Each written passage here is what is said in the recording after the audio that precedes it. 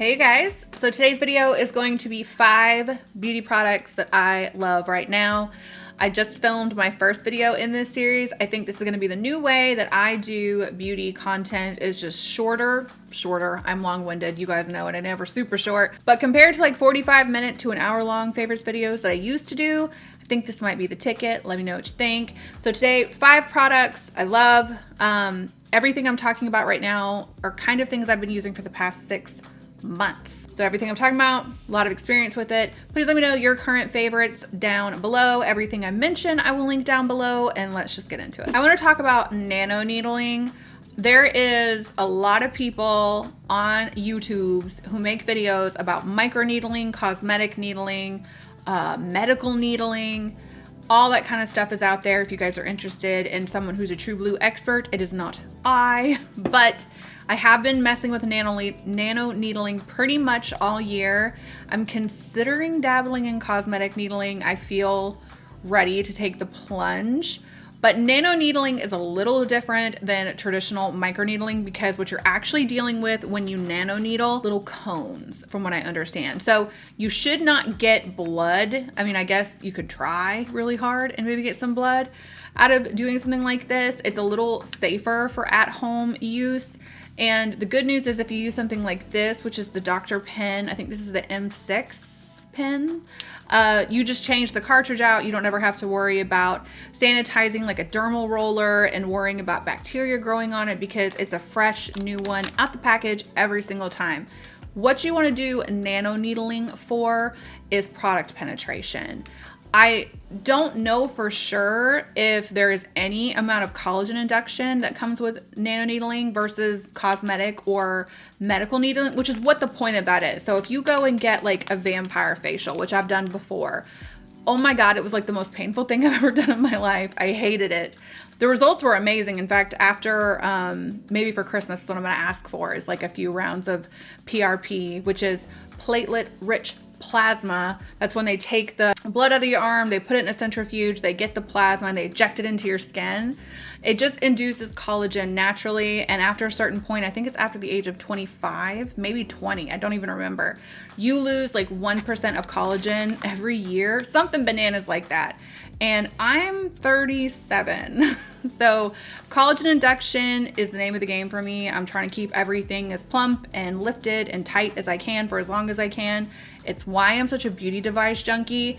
Yes, I can go in office and have treatments done, but I've been pregnant for all year, so that's not really been an option. But B, I do think, in my opinion, certain things like red light therapy, nanoneedling, you can get at-home radio frequency devices. I do think consistent exposure to those, as opposed to like just going once a year and getting one done, is better. That could be bullshit. I don't know. That's just my opinion. I think of it like working out, right? Like if I do microcurrent and I do radio frequency and I do red light and I do nanoneedling and I do them consistently week after week, month after month, in my mind at the very least, that's going to yield much more long-term positive results than just going once a year and getting one treatment done. It's just the constant exposure a little bit at a time, I think should do. We'll find out. If I don't look younger at the end of all this, then we know I was full of shit. But anyway,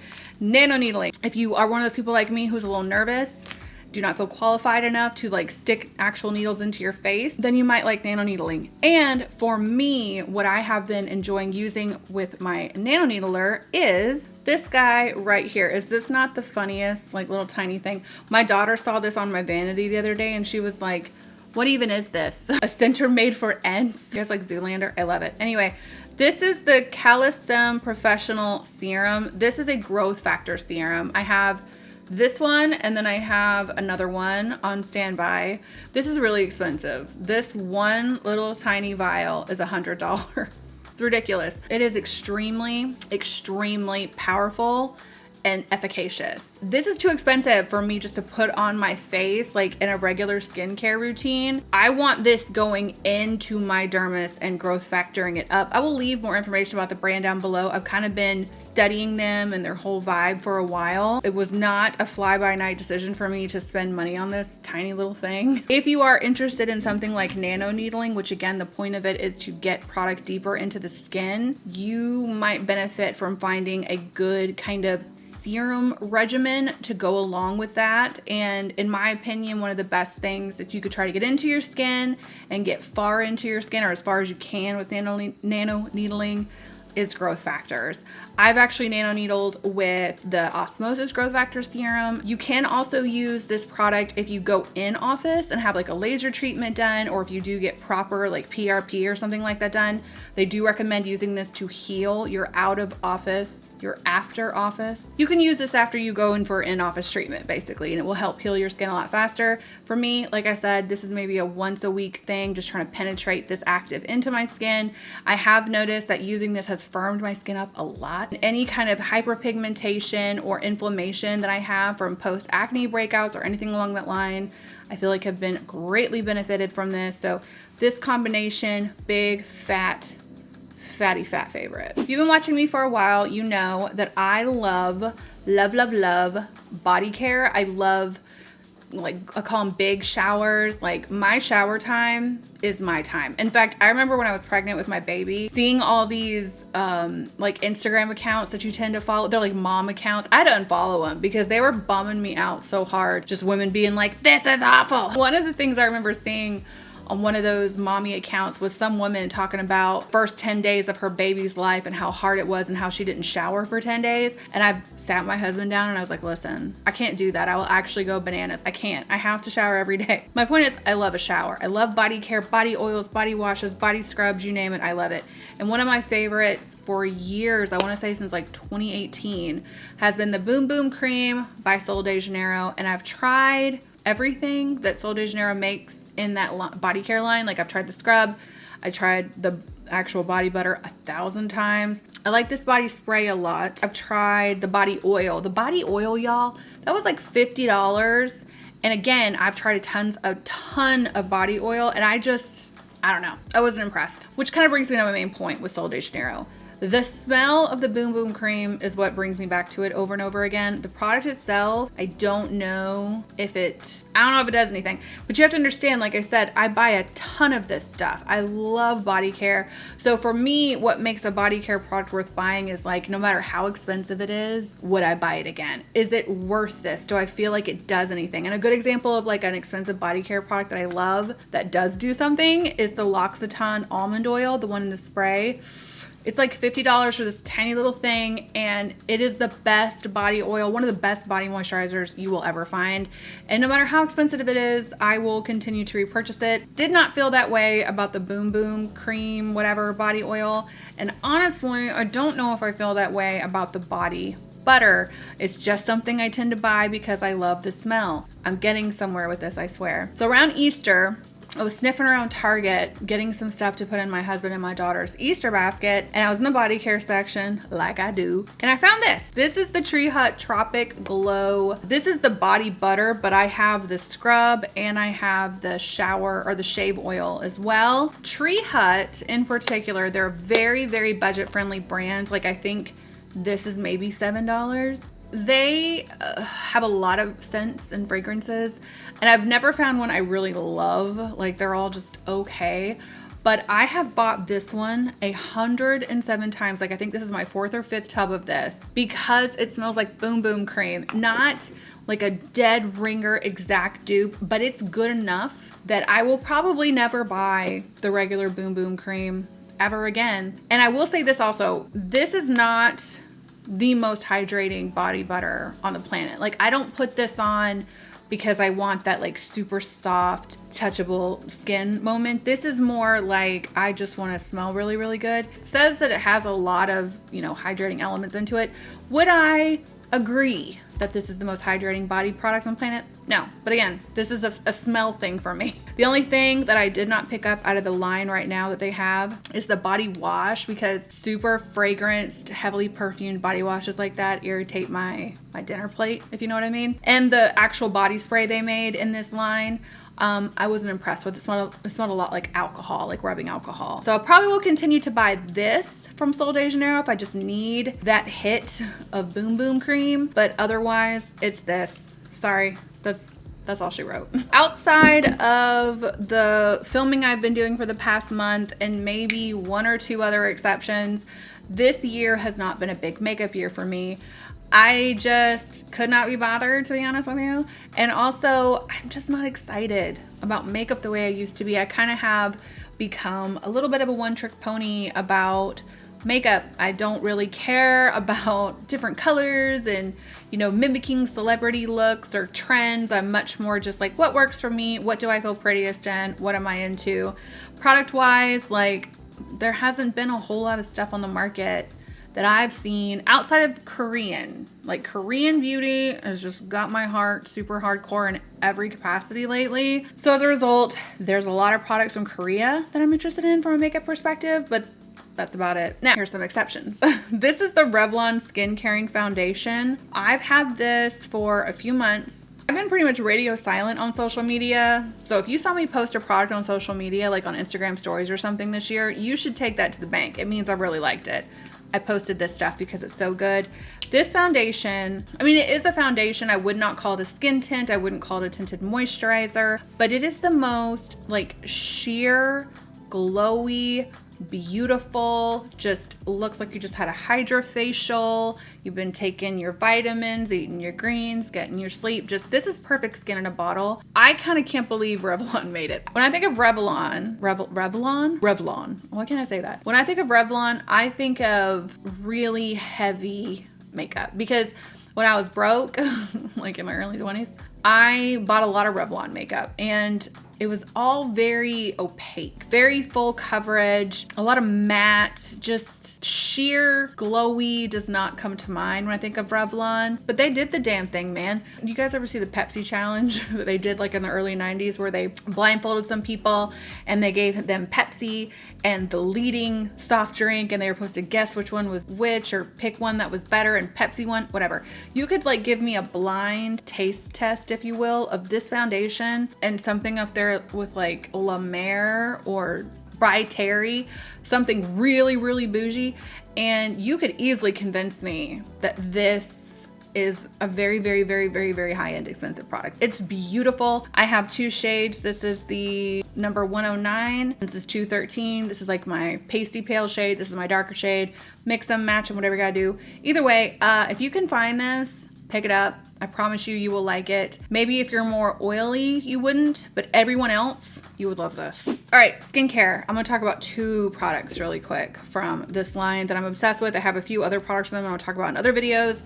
This is Numbuzin. This is their vitamin niacinamide concentrated pad. It's a brightening antioxidant toner pad. And this is the Numbuzin vitamin concentrated serum. I have been using Numbuzin behind the scenes, you guys, all year. Like, I think they sent me a package in January, and by February I was on Amazon adding more of their products to cart, paying for it with my own money. I have bought several products with their own money. With my own money. They have sent me several products. Like, I love this brand. You guys know I love Korean skincare in general. I love Korean beauty, like even their like aesthetic, what they're into in terms of hair and makeup and all that stuff. Like, I'm so attracted to it right now. I've tried a lot of Korean skincare lines, and this has become probably my favorite, top 3 at least. And I can confidently say that because I've been using the line for 7 months now, going on 8 months. So I've never had this much time to sit with a line before I spoke about it on social media before, as I have with this one. So again, this is the vitamin niacinamide concentrated pad. These little like toner pads, similar to this, are definitely having a moment. I feel like I see them a lot on social media. This and this both have a lot of brightening ingredients like niacinamide and glutathione. And I feel like when I use this, well, first of all, the combination of the two is definitely brightening my skin a lot. But I use this either with my vitamin C serum or even by itself just to get that double kind of antioxidant protection that I'm kind of obsessed with at this point in my life with my age and all. They're so freaking hydrating and beautiful and just soothing. There is a visible difference that comes with using these consistently. They're not scented. There's no disgusting ingredients in it. It's just really everything you need is in these products and they work. And for me, like I actually have a video coming out that I made with Numbuzin. And one of the things that this line has taught me about my skin in particular is that my skin can very easily get overdone with harsh active ingredients, and my skin is happiest when I'm using a lot of hydrating and soothing ingredients. The more of those I use, the happier my skin is. In general, like I have a couple more products from them I want to talk about, but I'm not going to get into it in this video. You'll have to watch another one to get more deets. I just wanted to share this with you guys because it's summertime, and I don't know why, but I tend to think about summertime is like maybe when you want to be a little more proactive with your antioxidant protection. Just saying, check it out. I'll leave them down below. Speaking of summertime, okay, if you guys haven't noticed, I am very pale. I have not sunless tanned all year. I think I did it twice, actually, maybe twice, and that was it. Pretty much the whole time I was pregnant. I just stopped doing it. And I got to a place where I was just like, you know what? I'm just gonna be a pale princess, at least for now. I'm not really into like the fake tan look. In fact, going back to what I said about how I love the Korean beauty aesthetic. I know people think it's toxic and this, that, and the third. I don't know what to tell you. I can't help my eyes like what they like. I watch a lot of K-dramas now. It's like my new thing. And every time I watch it, I'm just so enraptured by the fair skin, dark hair combo. It's like so beautiful to me. Anyway, all that being said, I don't fake tan anymore. And because I don't fake tan anymore, I feel like I have really stepped it up with my body. I don't want to say I've stepped up my body care game because that's been strong for quite some time, but at least my like anti-aging exfoliating game. Because when you have fake tan on, there's such a system to it. Like you have your exfoliation period, then you have your tan period, then you got to keep it hydrated, then you have to start the process all over. And once you're freshly tanned, you tend not to do a whole lot of exfoliating because you don't want to get your tan to go away. As a result, if you cannot actively exfoliate your skin, whether it's your face or your body, you don't really get the benefits of kind of brightening or anti-aging or anything along those lines. All that being said, a lot of exfoliating products in my orbit right now, and the newest one to my life is this Amlactin Daily 12% Lactic Acid Moisturizing Lotion. I bought this because when I was pregnant, and you can use lactic acid when you're pregnant. There's not a whole lot of other ones you can use, but you can use lactic acid. When I was pregnant, on the inside of my legs, like my lower thigh area, which is why it's weird because it's not like my inner thighs, which maybe rub together a little bit. My lower thigh above my knees do not rub together, but regardless, for some reason right there, I got really bad strawberry skin, like bumpy, red, not cute. And I've never dealt with that before. I had no idea what to do. It was unattractive. I tried a few things that I already had on hand at home. None of it made a difference.